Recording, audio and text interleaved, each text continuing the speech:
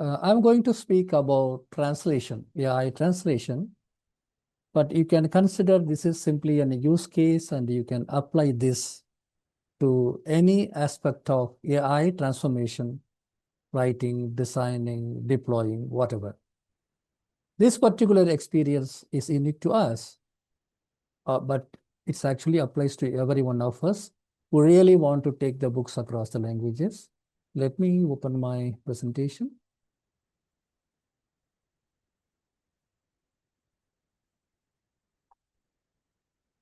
Can you see that? Yes, it's visible. Just start the slideshow overall. Yeah.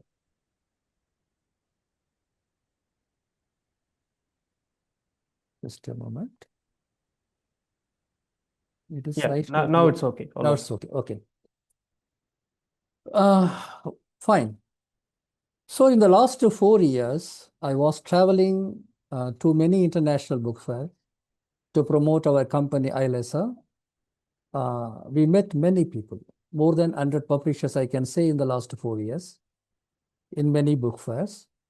I had one question to each one of them. When did your translation project last go exactly as planned? On time, on budget, at the quality you hoped for? That was the question. Writing a book is completely different from translating a book, and publishing original work is different from publishing a translation work. So far, the human translation works very well. You just give a good title to a suitable person to translate. The translator themselves are creators. Mostly it works very well. But in many languages, in many countries, in many genres, the economics never works in the same way. Publishing many books that is required in the market, but publishing them are not so easy. Then AI arrived. Many believed it was the answer. Okay, AI translation is here. We upload our content, get it translated, publish it after some editing here and there. But practically, we have seen that that was not the case. AI translation still not works well compared to the human translation. As an AI company, this is a big problem for us. We promised something. Okay, in the regular way, it takes 3 to 6 months, even 1 year, sometimes 2 years to publish a book. It costs tens and thousands of dollars. In every country, that is a very difficult thing. The availability of professional translators for a particular type of book is very difficult. Now AI changes a lot. In 2 to 3 weeks, you can publish in very less cost. That was the promise. So for some people, it seems to be a gift. But in reality, many experience it's a disaster. As a publishing AI company, we provided translation solutions. We saw the both worlds. We know, as a publisher, we know how translation works. As a technology company, I also know why this is a big problem. This problem is actually a big question. The major problem of AI translation so far is publishing quality. It's not even close to the good quality production. Consistency is not there. Book is not a small document. It is not the product description. It's not an email content. It's not a blog. It is 300, 400, 500 pages of text. There is no consistency across the text. The intention or the emphasis of author is missing, lost in many places. The style of writing, the author, the authority of the author's voice mostly disappears. Even if you take the accuracy and fluency is improving a lot. 4 or 5 years back, accuracy itself is a very big problem. Fluency was a very big problem. Today, the LLMs are really improved a lot when it comes to accuracy and the fluency of the translated text. but yet it is not consistent. The voice is missed. And most of the heavy work now is done by the translators in the process called post-editing. But the post-editing is not an inconvenience. It's actually a punishment. It is very demoralizing. It is very costly. Sometimes the cost of post-editing takes more money and time than the regular human translation. This is the feedback from many customers, many publishers, authors, translators.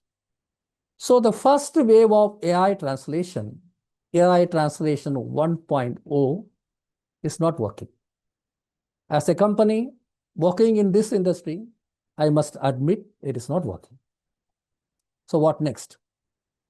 This is the major problem. There are two paradigms.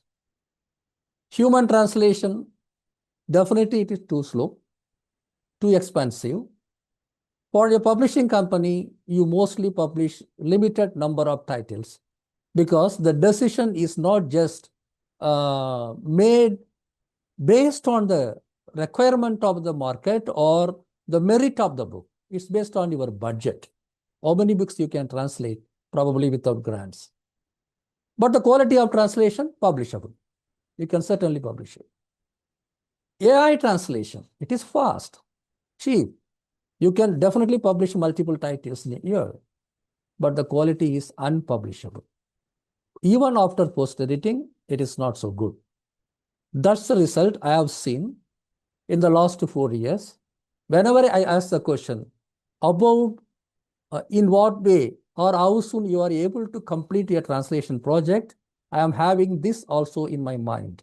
Okay, the question is still there, but we are not able to give the correct answer. So what is the solution? It's a very big. So we have to understand the very nature of the book. A book is not just collection of sentences or pages.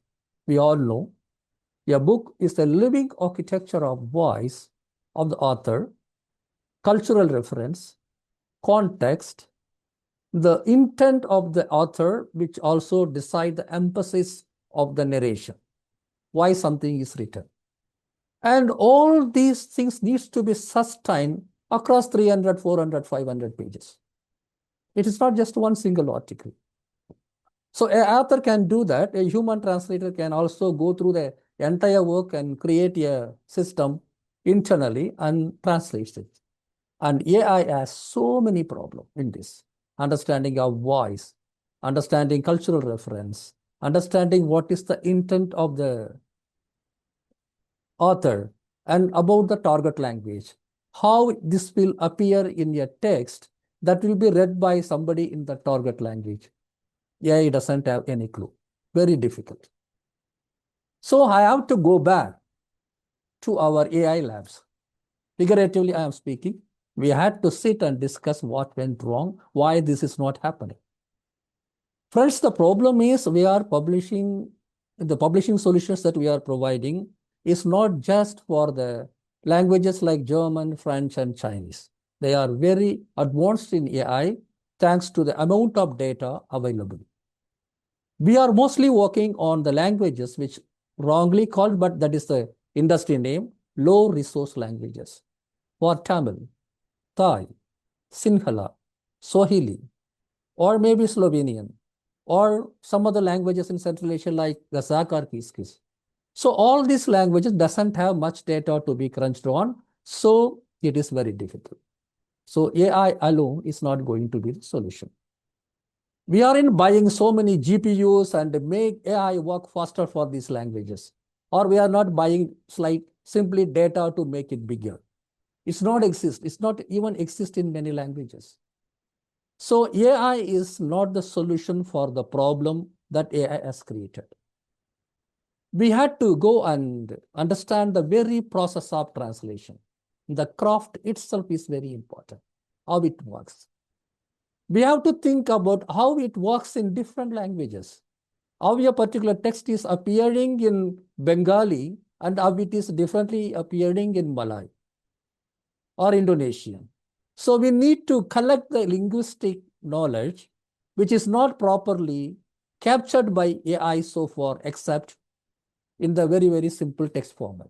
And above all, the very idea of creativity. Every author has its own way of saying something. That creative, does it have any parallels in artificial intelligence? So if the normal artificial intelligence is all about generating text, predicting the next text in the line, this translation approach, linguistic approach, creative approach, above all the context approach, which practically can be resolvable if you have the much better context window. So we have to see this from 360-degree views. Then we come to a technical conclusion that we should not see the book from a document point of view. It is not a document. It's not merely a document. Document is just a format. We have to see the book as a single long-form composition. The word composition matters. It is like composing a music, composing a creative work. It's not just accumulation. It is composition. And it is long form. I think the form goes even beyond a particular title. If Nadim writes a book on AI, Shimmer, Don't Shake, then other books in the line, he will have its own long form narrative system. It goes through multiple books. So this long form composition is very, very unique thing. This is not the case of a news item or press release or a product description. So we have to think about them. Then I need to say something at this moment about why we are doing it. I have to say something about me. In the last 25 years, I started my career as a journalist, then entered into translation industry. I was running a translation company that provided solutions for more than 100 languages. We had many Fortune 500 companies as our clients. We worked for media, publishing, software localization, and many industries.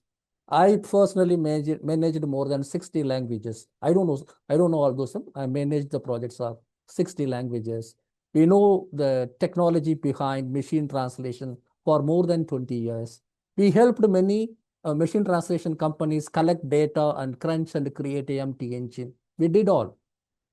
Also, I have 15 years of experience in publishing. I run one of the publishing companies in Tamil Nadu that is very progressive now. And I myself a writer. I authored 10 books and I am a translator. I translated more than 1 million words.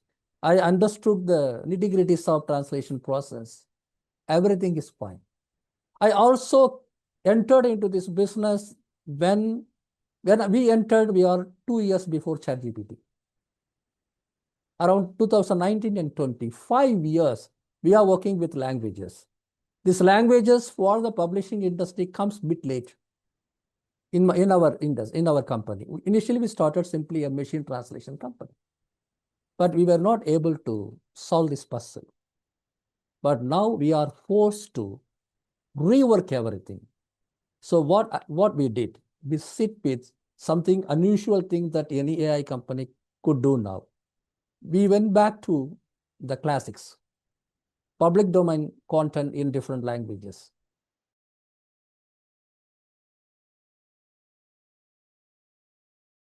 Great translators. Can be a fiction or non-fiction, academic work or a children work. So we went back to them. We try to understand how translation works. We are not putting our efforts only on words and all. We took the entire thing, where the rhythm is taking over the literal translation, where the resonance of words or a multi-word expression or an idiom or anything is very important than word for word translation. So we have to go through that. We have to understand what exactly is missing in our AI translation. Normally we took any LLM and had our own layers on top of them, add our own workflows on top of them, and we give it to you in a way that you can easily use it for translating a book. But that was not sufficient. So we went back and we studied the way books are translated by the great translators. Because of the copyright things, we have to go back to the classics. Doesn't matter. Language was not changed so big in the last 200 years when it comes to syntax and semantics. Maybe the other things could have been changed. So when we were doing the process, simultaneously, something is happening in the world of AI. The word is very familiar now. You all know that, AI agents. So AI agents are meant for specific tasks. They carry a particular knowledge. You can apply it consistently from one first page to 300 page, everywhere in between. And you can also work with so many creative ideas, converting them into agents, probably possible. This is one of the very important development that was happening in the AI industry. So we try to bring these two together, our learning or relearning of translation process and what's emerging in the AI industry. So here comes the biggest discovery. I won't say this is a discovery because we know it from the day one, but we have to take this into account very seriously only now. There is a difference between AI writing and AI translation. AI writing, that is when you write a prompt in a LLM and get some output, as long as the content that is created by LLM serves the purpose, you simply accept it. Whatever be the requirements, you control everything through the prompt, but you don't control word by word and all. So text generation is basically an act of freedom. But translation is entirely different. That is an act of control, because every word, every phrase, every sentence, every emphasis, all the intention, the style, everything belongs to the source text. You really have no freedom. A translator is actually recreating something which is originally is not his creation. But AI deals both same. For them, it is all next word prediction. It's all simply an algorithm. So writing and translation for AI so far was in two different things. They were same. That's the root cause of all the problems we are seeing in the translation. So now this act of control must be brought back to the original AI translation process, and we tried it by bringing the learnings of literary translations of public domain and classic books and using agentic AI. So when they come together, we have seen the quality improves a lot, the fluency improves a lot. The idea of the original text now we are able to see in the target languages. We tested with hundreds and hundreds of small pieces. So what has happened now? What exactly happened now is a very dramatic change. Now we are coming to the paradigm shift within the paradigm shift. Now I am talking about AI translation 2.0. So far, from the day one of AI translation, the system was called human in the loop. That is, the machine does everything, but you involve human. Human is actually in the periphery. It's not part of the system. The system is AI itself, machine translation engine. So you just ingest your text, it translates and give it to you. Then you go and post edit it. So here human in the loop, but the human is in the periphery. That was not working. We have seen that. But this agentic AI and the reverse thinking has created a new system. Now we put human at the center. So the translator or editor or author, let's say translator, the translator is now sitting in the mid place, the center. There are so many agents coming towards them and help them to translate something better.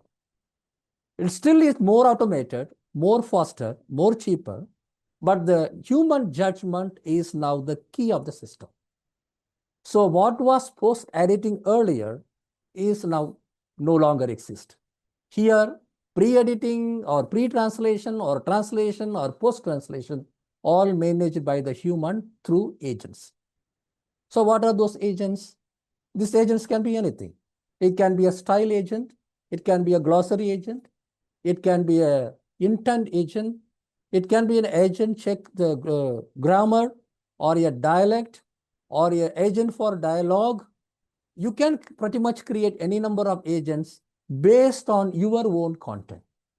Your own content is very important because that is where everything that I am going to speak next lies in.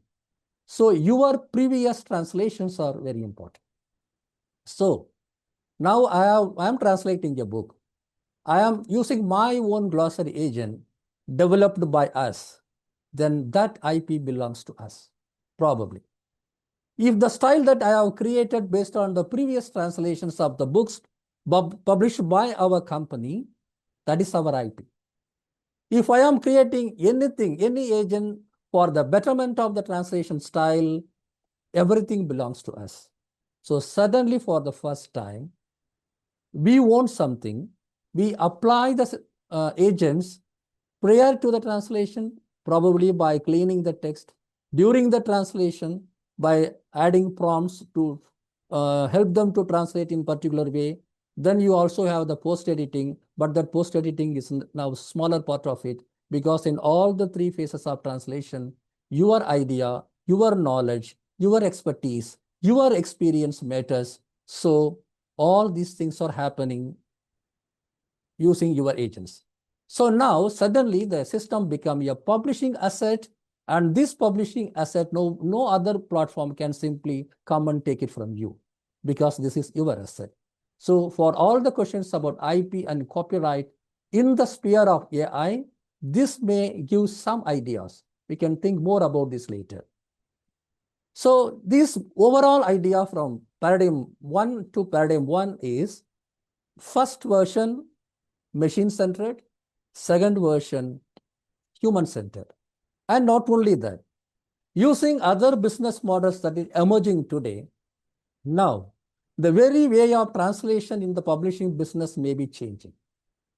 From one language to 10, 20, 50 or 100 in weeks, not in years, is now possible. If you have a correct business models, network among the publishers from around the world, if you have an excellent network among the publishers in different countries, I think you can take a title immediately to the other language without waiting 6 months or 1 year.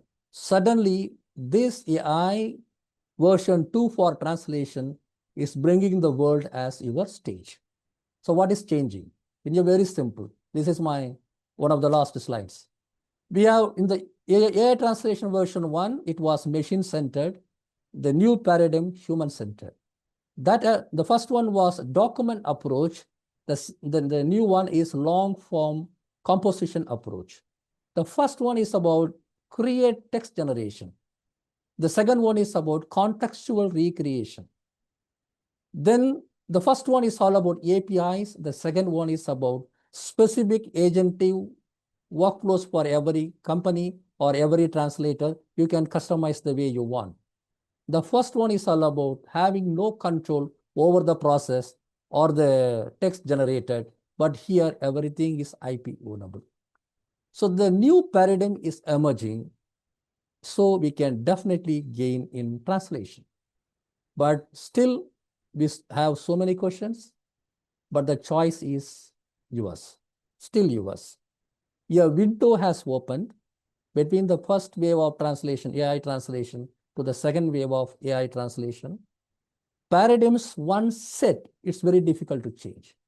But when the paradigms are emerging, you can enter and shape it. So if publishers and translators, all creators, if you enter into the space and create something on your own and make it your asset and make the translation truly creative, unique, and workable, then probably this is the time we can certainly move forward. We are working on this area, and probably there are so many things, but this is the major thing for our company. I would like to collaborate with each one of you to find a solution, because this is multilingual, this is global. So this is not something be done by some company in Chennai. This is the global by its very nature. Let's try to work together and find more solution and make every book available in any possible market instantly, as soon as possible, in any format that matters. Thank you very much. Thanks for your time. And once again, thank each one of you for being part of this program, the very first program of our BookTech Collective. Let's discuss more. I think this is the topic worth continuing. Thank you very much. Thank you, Senthil. That was really an insightful presentation from the real world experiences rather than superficial application of AI. That's how normally it's conceived. So before we break, I think we can take one quick question. So what are the best AI tools that can help publishers mitigate the high cost involved in developing illustration? Just one quick question and then we break. I would like to answer to this question. Whether it is image generation or text generation or translation or anything, most of the tools are almost the same. Almost every 3 months, every 6 months, you are getting a new version is released. That's a race, and it is very difficult to follow the race. What is important is the way you interact with AI. Just like I said about translation, even for image generation, the creative image generation, you can always find, there are so many models, you can always find the model, but create your own prompt system or workflows so that you can get the best output. Without your own prompt system, own agentic system, or own workflow system, everything is more or less same. So the things are coming from you, not from AI. AI is a generic, it's a raw material. You have to cook your own biryani.